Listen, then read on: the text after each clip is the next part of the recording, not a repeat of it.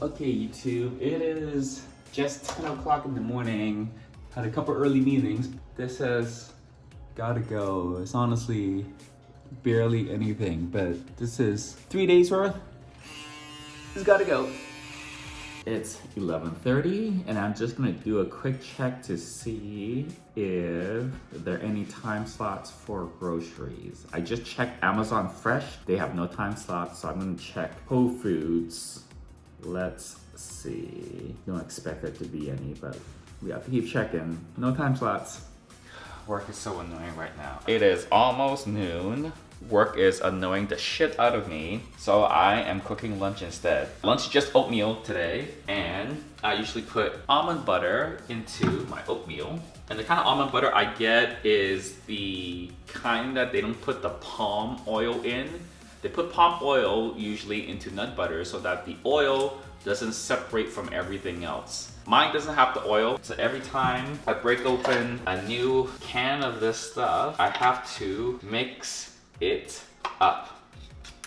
While I do this, I thought I'd talk to you because I was doing some research. I was looking at the potential of moving. I don't want to move during the lockdown, even if it's possible. Technically, apparently within San Francisco, it's kind of possible to move, but it's just super extra difficult, even if it is allowed. As the days progress and there's more and more news and predictions basically that come up, we're gonna have hard data on a lot of this stuff, guys. I feel like even if the current lockdown ends sometime in May, I don't think we're gonna be out of here by May 4th. Maybe there's a little bit of loosening of the restrictions starting in May, but I feel like in terms of going back to the gym, for example, I don't think the gyms are gonna open back up in May. Maybe not even until June, possibly. Moving probably would not be until June. It depends on me being able to get some moving supplies, which I think might be doable. I'll probably need to get some cleaning supplies as part of the move, which is very difficult. And it depends on movers being able to move your stuff while adhering to social distancing. The moving part, whatever. I mean, I can just keep packing my stuff, keep cleaning out my stuff. Don't know if I can last 2 more months doing purely just dancing. I feel like I do need to do some sort of resistance training. It doesn't make sense to have a ton of weights here, but I think I need to start looking into, you can have one set of dumbbells that are modular or have different plates of weights that you can add and subtract. And then maybe some resistant bands. Things that are like pretty easy and portable that, you know, when I make the move, they can just easily move with me. And if I'm gonna get it, I should get it sooner rather than later. Almond butter, it is all mixed up. It's just past 1 o'clock, very exciting. Looks like a time slot has opened up. However, it says a bunch of the items would not be available, which is bananas and drumsticks. I gotta do what I gotta do. Even when I can't get bananas and drumsticks, I have to put the order through. So this would be for, okay, and then like 5 seconds later, all the slots are gone. Oh, so annoying. It's 5 o'clock. Work is driving me crazy this afternoon. Okay, we need to get out of work mode. What better way than exercise? I actually really like going to the gym like normally when we're not in lockdown. When I go to the gym and lift weights, what I need to do is extremely clear cut. I set it into routine. I do my exercises. And in a way, it's kind of sort of peaceful mentally for me to be working out. I've got my music on, I'm doing my thing.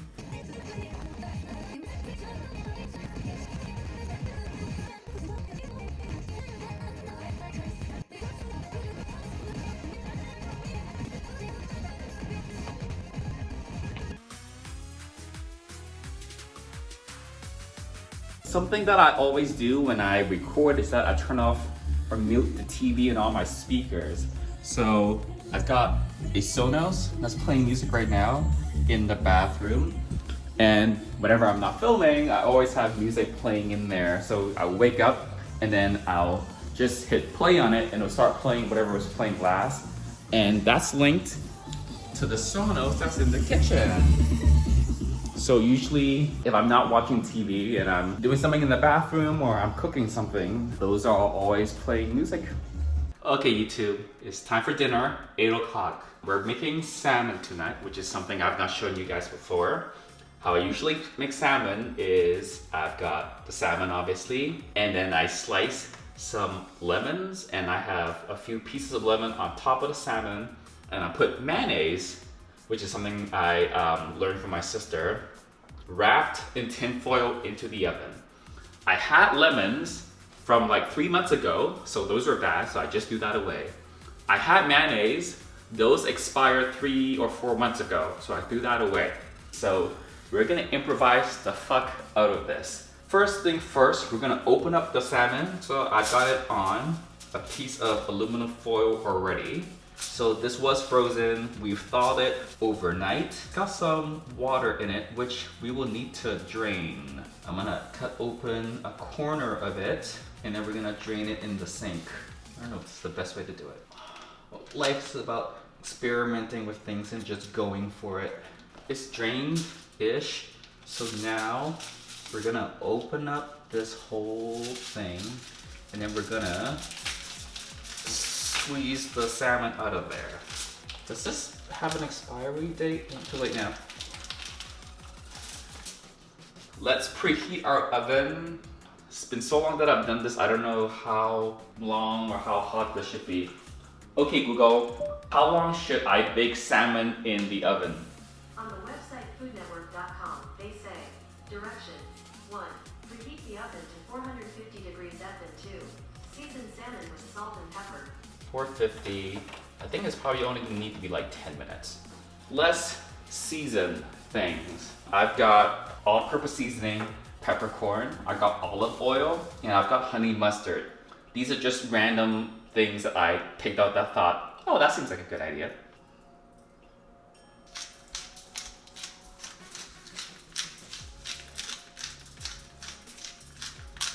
This is how chefs do it, right? To create new recipes, to just throw random shit together and see what it tastes like.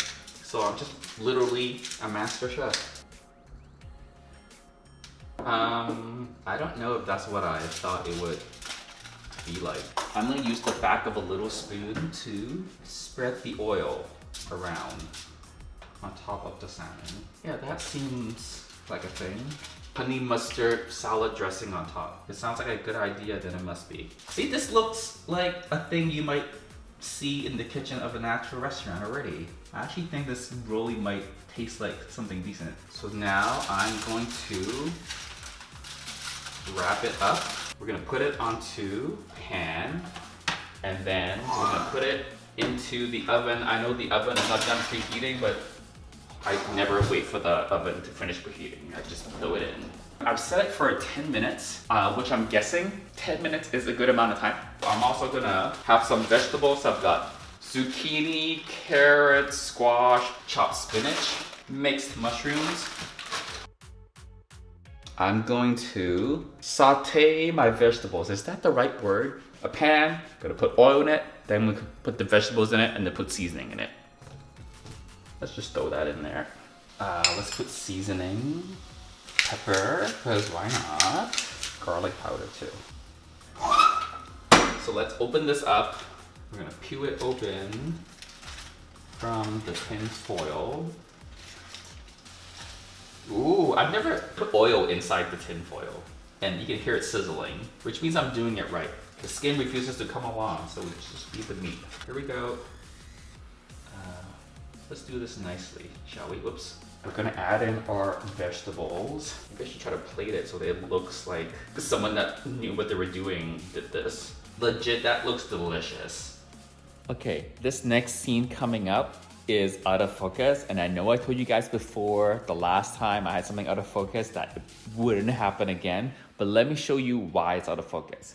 So this is my fancy camera with my microphone on top, and I flip this display up, but it doesn't go all the way up because the microphone's in the way. So when I'm facing the camera, sometimes I can't see the controls. That means sometimes I don't know if I'm in focus or not, and I don't know if I've accidentally put it into manual focus, which is what happened. Sorry!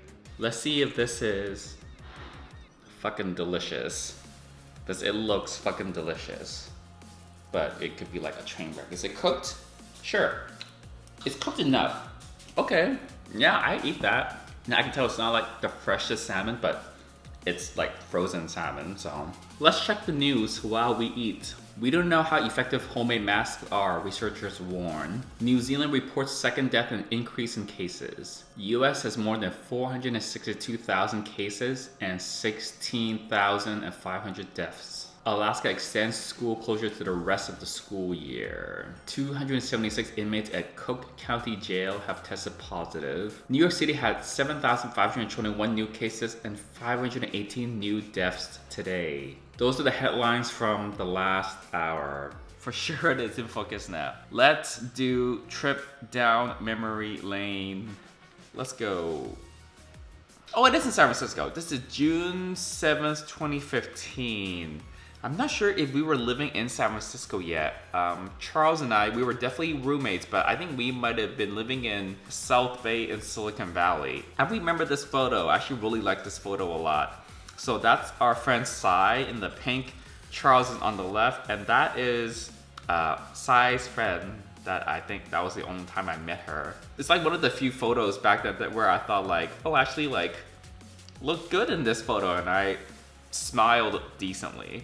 I remember that shirt. I really liked that shirt, but I had to get rid of it. I got too big for the shirt and it no longer fit me.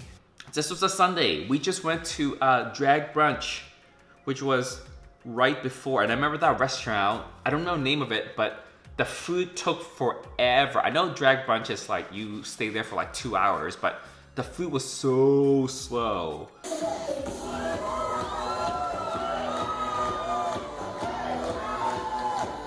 I remember her. That was impressive. I do remember this. Man, jump into a split. That is fierce, girl. There's not like a story per se, but this is a significant moment in my life in the sense that that's when I started to travel and started meeting a lot more gay friends. That particular point in 2015 was significant because we were just about to move up to San Francisco. I think maybe like 2 or 3 months after that. So Charles is one of my really good friends. We were roommates for 2.5 years. So there you go. It is now 10 o'clock. I woke up still kind of tired. So the last couple of days I woke up kind of tired. Tomorrow's Friday. I'm very excited. Every day this week is felt like it's been one day ahead. I wake up thinking it feels like Wednesday, but it's actually Thursday, which is what happened this morning. I'm very excited that tomorrow is Friday. Hopefully work won't be a mess tomorrow like it is today. We will get our weekend started. So until tomorrow, bye YouTube.